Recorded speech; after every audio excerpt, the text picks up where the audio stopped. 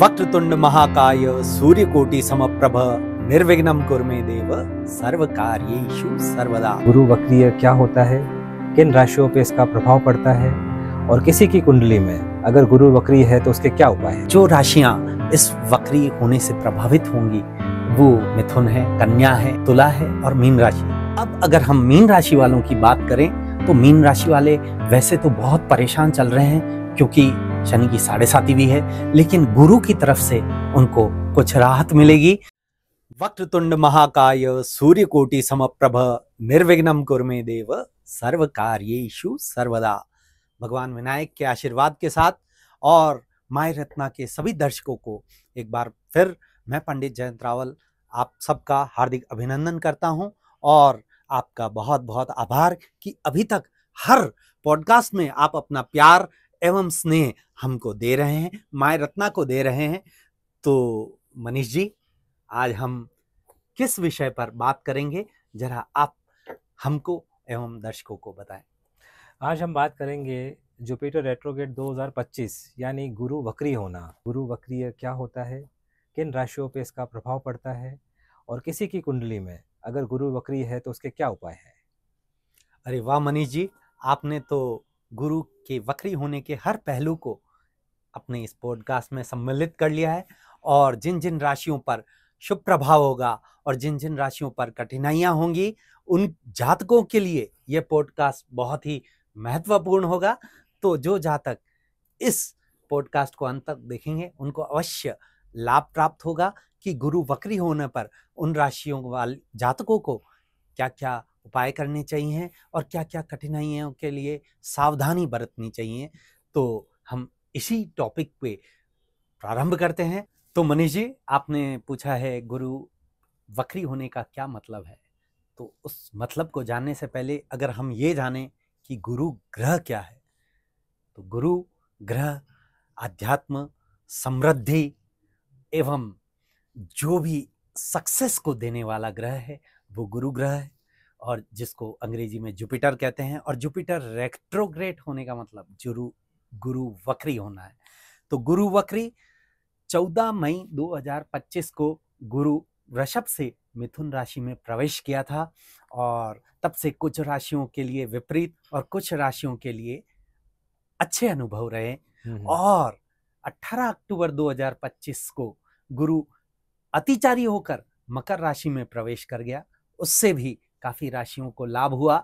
और अब 11 नवंबर 2025 को गुरु वक्री होने जा रहा है और ये 10 मार्च 2026 तक वक्री रहेगा। ये 120 दिनों के समय किन राशियों पर क्या प्रभाव रहेगा ये हम अवश्य बात करेंगे। तो गुरु वक्री का क्या मतलब है? जब हम किसी गाड़ी में, किसी वाहन में बैठे हैं और एक स्पीड से चल रही है और हम किसी वाहन को ओवरटेक करते हैं, इसका मतलब यह है कि हमारी गाड़ी की स्पीड उस वाहन की स्पीड से ज़्यादा हो गई है, यानी कि उस वाहन की स्पीड स्लो हो गई है। इसी का मतलब यह है कि वो वाहन जो स्पीड में जा रहा है वो पृथ्वी है और गुरु ग्रह जो पीछे जा रहा है वो जाता हुआ दिख रहा है, यानी कि गुरु ग्रह की स्पीड थोड़ी गति कम हो गई है। तो वक्री होने का मतलब यही है कि गुरु ग्रह की अब मध्यम गति से वो पीछे जाता हुआ दिख रहा है, वापस से पीछे जाएगा।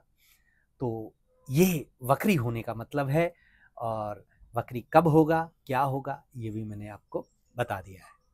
गुरुजी, आपने जिस तरीके से समझाया इसमें गणित और विज्ञान का एक अद्भुत मेल है आपके जवाब में। जिस तरीके से आपने दर्शकों को समझाया है उसमें एक अच्छे से हम लोग ये समझ पाएंगे कि गणित और विज्ञान का क्या अद्भुत मेल एस्ट्रोलॉजी में सम्मिलित है।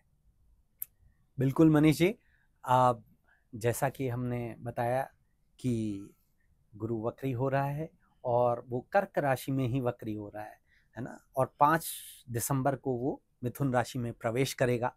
और जो राशियां इस वक्री होने से प्रभावित होंगी वो मिथुन है, कन्या है, तुला है और मीन राशि। इनको विशेष रूप से अच्छे प्रभाव मिलने प्रारंभ होंगे, क्योंकि अगर मिथुन राशि की बात करें तो गुरु 2nd हाउस में होगा, द्वितीय भाव में होगा और उनको द्वितीय भाव से गुरु की दृष्टि पंचम दृष्टि जो होगी वो 6th हाउस में होगी और सप्तम दृष्टि उसकी अष्टम भाव पे होगी और उसकी नवमी दृष्टि दशम भाव पे होगी। तो इन भावों के कारकों पर विशेष रूप से उनको अच्छे फल प्राप्त होंगे। वो जैसे कि अगर हम बात करें 6th हाउस में, यानी कि शत्रुओं पर उनको विजय प्राप्ति का मौका मिलेगा। ऋण जो अभी तक चल रहे थे उसको हो सकता है कि वो फोरफिट जल्दी कर पाएं, उनको तुरंत रूप से उसका निस्तारण कर सकें, ये उनको विशेष फल प्राप्त होगा और कार्य क्षेत्र में उनको सफलता प्राप्ति होगी। तो ये मिथुन राशि वालों के लिए विशेष प्रभाव गुरु वक्री होने का रहेगा। अब अगर हम बात करें गुरु अगर कन्या राशि का है, कन्या राशि पर गुरु वक्री होने का क्या प्रभाव रहेगा, तो गुरु जो है वो एकादश भाव से गोचर करेगा, यानी कि आप कन्या राशि वालों के लिए 11th हाउस में गुरु रहेगा। आय स्रोत का भाव है और उसकी दृष्टि अगर हम देखेंगे पंचम दृष्टि उसकी रहेगी 3rd हाउस पे, यानी कि पराक्रम के भाव पे उसकी दृष्टि रहेगी। फिर पंचम भाव पे उसकी दृष्टि रहेगी जो 7th सप्तम दृष्टि जिसको बोलते हैं, और नवमी दृष्टि उसकी सप्तम भाव पे रहेगी। तो इन भाव के कारकों को उसमें सफलता कन्या राशि वालों को मिलेगी। विशेष करके जो भी अभी तक वो एफर्ट कर रहे थे, जिस भी कार्य क्षेत्र में एफर्ट कर रहे थे, उनको सफलता प्राप्त होगी। उन्होंने जो प्लानिंग की हुई है उसको एग्जीक्यूट करने में उनको बल मिलेगा। पंचम भाव में यानी कि संतान से रिलेटेड अगर उन्होंने कोई भी प्लानिंग की है, अगर वो प्रयास कर रहे हैं, तो उसको उन कन्या राशि वाले जातकों को इनमें सफलता प्राप्त होगी। और जो भी नव दंपत्ति मतलब अपना लाइफ पार्टनर सेलेक्ट करने का प्रयत्न कर रहे हैं और उसकी तरफ देख रहे हैं, विवाह के प्रति वो आशान्वित हैं, तो ये वह समय है जब वो विशेष लाभ प्राप्त कर सकते हैं। तो कन्या राशि वालों के लिए ये फल प्राप्त होगा। बहुत ही सुंदर अभिव्यक्ति आपने प्रस्तुत करी। रावल सर, अभी आपने मिथुन और कन्या राशि वालों के लिए बताया है, तो मीन और तुला राशि के बारे में आपका क्या कहना है? तुला राशि का अगर हम देखेंगे तो गुरु जो है वो 10th हाउस से गोचर कर रहा है, जिसकी पंचम दृष्टि उसकी 2nd हाउस पे पड़ेगी और 7वीं दृष्टि उसकी 4th हाउस पे पड़ेगी और नवम दृष्टि उसकी 6th हाउस पे पड़ेगी। यानी कि आपके जो 2nd हाउस यानी कि वेल्थ जनरेशन से रिलेटेड उसको फायदा होगा। तुला राशि वालों के लिए ये अभी समय बहुत अच्छा है।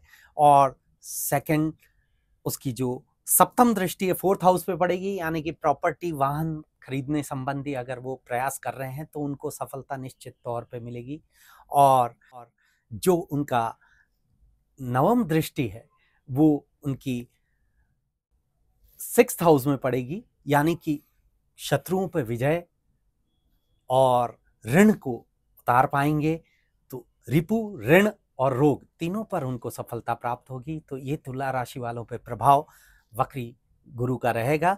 अब अगर हम मीन राशि वालों की बात करें तो मीन राशि वाले वैसे तो बहुत परेशान चल रहे हैं, क्योंकि शनि की 7.5 भी है, लेकिन गुरु की तरफ से उनको कुछ राहत मिलेगी, क्योंकि गुरु उनके पंचम भाव से गोचर कर रहा है, यानी कि 9th हाउस पे देखिए कितना मेल है।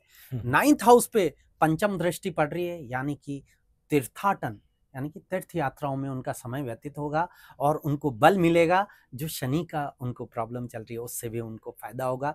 तीर्थाटन में उनका समय व्यतीत होगा, अध्यात्म में, स्पिरिचुअलिटी में उनकी बढ़ोतरी होगी, मेडिटेशन अधिक करेंगे।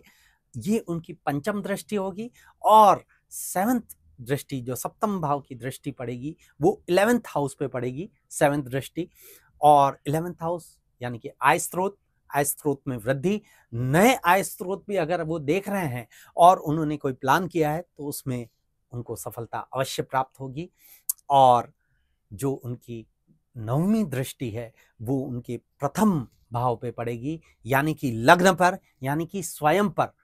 तो वो बहुत ही इंट्रोवर्ट होंगे, अपना आत्मावलोकन करेंगे, इंट्रोस्पेक्ट करेंगे अपने आप को और सही दिशा की ओर चल पड़ेंगे। तो तुला और मीन राशि वालों को ये भी फल प्राप्त होंगे। ये तो आपने 4 राशियों के बारे में बताया, लेकिन मैं उन राशियों के बारे में भी जानना चाह रहा हूँ कि जिनके ऊपर विपरीत प्रभाव पड़ने की संभावना है। बिल्कुल, हमारे जातक भी इस चीज़ को लेकर उत्साहित होंगे कि वो कौन-सी राशियाँ हैं, जिन पे विपरीत प्रभाव पड़ सकता है या उनको थोड़ी सावधानी बरतने की ज़रूरत है। तो वो 3 राशियाँ मेष, सिंह और धनु राशि है, जो कहीं न कहीं शनि से भी प्रभावित है और ये गुरु वक्री होगा, तो उसमें भी उनको सावधानी बरतने की ज़रूरत है। मेष जिनके चतुर्थ भाव से गुरु गोचर करेंगे, है ना? तो चतुर्थ भाव से अगर उनके गुरु गोचर कर रहे हैं तो उनके अष्टम भाव पे पंचम दृष्टि होगी, दशम भाव पे सप्तम दृष्टि होगी और द्वादश भाव पे नवम दृष्टि होगी। तो इन इन यानी कि एकदम से उनको कोई ना कोई लॉस होने की संभावना है, कार्य क्षेत्र में परेशानी होने की संभावना है और खर्चे बढ़ने की संभावना है। तो ये उनको सावधानी बरतने की जरूरत रहेगी। अगर सिंह राशि की हम बात करें तो उनका द्वादश गुरु में गोचर हो रहा होगा, द्वादश भाव से गुरु गोचर कर रहा होगा और उनकी पंचम दृष्टि अगर हम बात करते हैं तो वो चतुर्थ भाव से होगी, सप्तम दृष्टि उनकी सिक्स्थ हाउस से होगी और नवम दृष्टि अष्टम भाव पे होगी। तो ये उनको प्रभाव ये भाव के कारक उनको प्रभावित करेंगे। तो कहीं ना कहीं उनको जो भी प्रॉपर्टी से संबंधित वो अगर उसमें कर रहे हैं, लेने की उनको बन रही है, तो थोड़ी सी सावचेत होने की यानी कि सावधानी बरतने की जरूरत है। पूरी डिटेल देख लें कि ये टाइटल ऑफ गुड्स क्लियर है या नहीं है। वाहन कर रहे हैं तो अच्छा वाहन, अच्छी कंपनी का वाहन लें और सही मुहूर्त में लें ताकि उसका फल प्राप्त उनको अवश्य हो। और अगर हम बात करें सप्तम दृष्टि की तो वो सिक्स्थ हाउस में यानी कि स्वास्थ्य से संबंधित उनको सावचेत रहने का, पूर्ण रूप से व्यायाम करें और शत्रुओं से सावचेत रहें, ये उनको सावधानी बरतने की जरूरत है। और अगर वो सट्टा या जुआ खेलते हैं तो उनको विशेष तौर पे सावधानी बरतनी पड़ेगी, अचानक से उनको लॉस मिलने की भी संभावना बनेगी। तो मेष और सिंह राशि, मेष पे तो शनि की 7.5 भी चल रही है और सिंह पे शनि का ढाइया चल रहा है। उसी तरह से धनु राशि पे जो गुरु है वो दशम भाव से गोचर कर रहे हैं। तो धनु राशि में अगर हम देखेंगे तो गुरु उनके अष्टम भाव से गोचर कर रहे हैं और उनको द्वितीय भाव पे उनको इसका प्रभाव देखने को मिलेगा और उनको जो भी वेल्थ क्रिएशन में उनकी जारी है, उनको वाणी पे संयम रखने की बहुत ज़रूरत रहेगी क्योंकि अष्टम गुरु रहेगा। हो सके तो गुरुवार के दिन किसी से कुछ ना बोलें, कोई भी आ बेल मुझे मार वाला कार्य उनको नहीं करना चाहिए। ये उनको विशेष ध्यान रखें और खर्चे उनके बढ़ेंगे, अनायास खर्चे होंगे क्योंकि द्वादश भाव पे भी उसकी दृष्टि रहेगी। और अगर नवम दृष्टि की अगर हम बात करें तो फोर्थ हाउस से रिलेटेड उनको समस्या रह सकती है। तो मेष, सिंह और धनु ये 3 राशियों के लिए ये वक्री समय जो 120 दिन का रहेगा, विशेष रूप से उनको सावधानी बरतने की जरूरत है। पंडित जी, आपने ये तो बहुत अच्छी बात समझाई हमको कि किन राशियों पे इसका अच्छा प्रभाव पड़ेगा, किन राशियों पे इसका नेगेटिव इम्पैक्ट आ सकता है। लेकिन अब माई रत्ना के दर्शक आपसे ये जानना चाहेंगे कि किन-किन राशियों पे, जिन पे बुरा प्रभाव पड़ रहा है, उनके उपाय क्या हैं? और जिन राशियों पे उनका अच्छा प्रभाव पड़ रहा है, वो और किस तरह से अधिक लाभ प्राप्त कर सकते हैं? मनीष जी, बहुत ही सुंदर प्रश्न और आपका प्रयास भी अति उत्तम कि माय रत्ना के दर्शकों को ये लाभ हो सके।